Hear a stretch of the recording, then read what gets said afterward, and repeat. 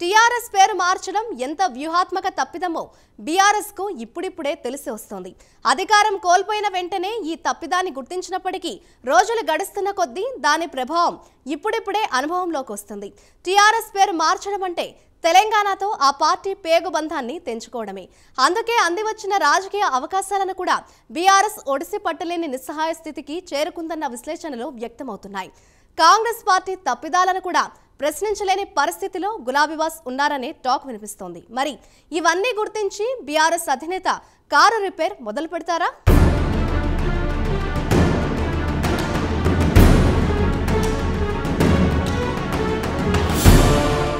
మనం ఒకటి తలిస్తే దైవం ఒకటి తలిచినట్లు బీఆర్ఎస్ అధినేత కేసీఆర్ ఒకటనుకుంటే ఇంకొకటి జరిగిందనే ఓ చర్చ అయితే పొలిటికల్ సర్కిల్లో వైరల్ అవుతోంది. తెలంగాణలో వరుసగా 2 సార్లు అధికారాన్ని అందుకున్నాం, ఇక ముచ్చటగా 3వసారి కూడా అధికారాన్ని అందుకుంటాం.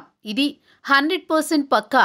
ఇక దేశ రాజధాని హస్తినలో ప్రధాని పీఠం సైతం హస్తగతం చేసుకోవడమే తరువాయి అన్నట్లుగా కేసీఆర్ వ్యవహరించారు. ఆ క్రమంలోనే తెలంగాణ రాష్ట్ర సమితి పార్టీని భారత రాష్ట్ర సమితిగా పేరు మార్చి రాజకీయంగా కారు పార్టీని దేశవ్యాప్తంగా కదం తొక్కేందుకు ప్రయత్నించారు.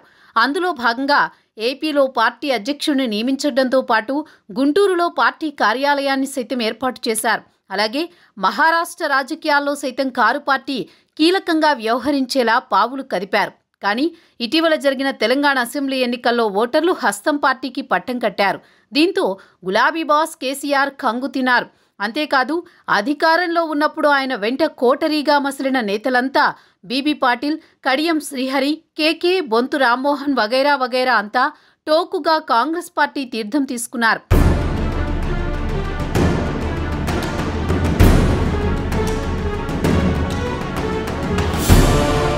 ఈ షాక్లో ఉండగానే లోక్సభ ఎన్నికలు రానే వచ్చాయి. అయితే బరిలో దింపేందుకు లోక్సభ అభ్యర్థులను కేసీఆర్ వెతుక్కోవాల్సి రావడం చూస్తేనే పరిస్థితి అర్థం చేసుకోవచ్చు. ఇంకా చెప్పాలంటే వరంగల్ ఎంపీ టికెట్ కడియం శ్రీహరి కుమార్తె కడియం కావ్యకు కేటాయిస్తే తాను బీఆర్ఎస్ అభ్యర్థిగా పోటీ చేయడం లేదంటూ కేసీఆర్కే లేఖాస్త్రం సైతం సంధించింది. ఆ వెంటనే కాంగ్రెస్ పార్టీలో చేరి వరంగల్ ఎంపీ అభ్యర్థిగా బరిలో దిగింది. మరోవైపు కేసీఆర్ కుమార్తె కల్వకుంట్ల కవిత సరిగ్గా ఎన్నికల వేళ ఢిల్లీ లిక్కర్ స్కామ్ ఆరోపణలతో అరెస్టై తీహార్ జైల్లో ఉన్నారు. ఇంకోవైపు ఫోన్ ట్యాపింగ్ వ్యవహారంతో పాటు ఇతరత్ర ఆరోపణలు కేసీఆర్ తనయుడు కేటీఆర్ను చుట్టుముట్టి ఉన్నాయి. ఇక కేసీఆర్ మరో మేనల్లుడు సంతోష్ రావు రాజ్యసభ పదవీ కాలం సైతం ముగిసిపోయింది. దీంతో టీఆర్ఎస్ పార్టీని బీఆర్ఎస్గా మార్చి రాజకీయంగా దేశవ్యాప్తంగా కారు స్టీరింగ్ తిప్పుదామని భావించిన కేసీఆర్కు ఇప్పుడు రాష్ట్రంలో పార్టీని కాపాడుకోవడమే కత్తి మీద సాముగా మారింది.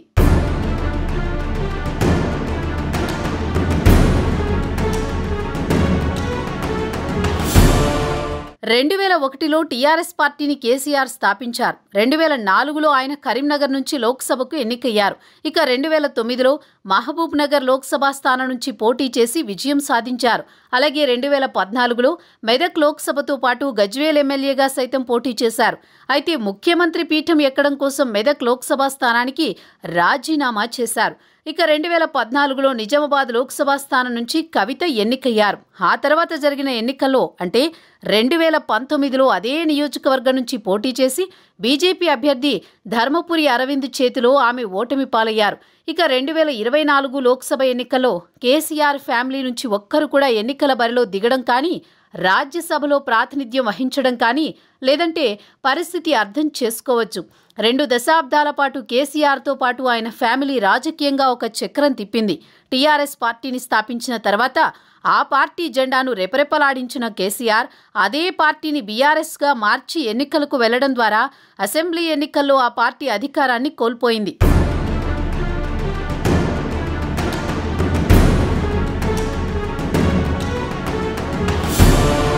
ఇక తాజాగా తెలంగాణ రాష్ట్ర గీతంగా అందశ్రీ రాసిన జయ జయ హే తెలంగాణకు స్వరకల్పన కీరవాణి చేయడం పట్ల తీవ్ర దుమారం రేగుతుండగా ఈ అంశంపై బీఆర్ఎస్ నోరు మెదపకపోవడం హాట్ టాపిక్ అవుతోంది.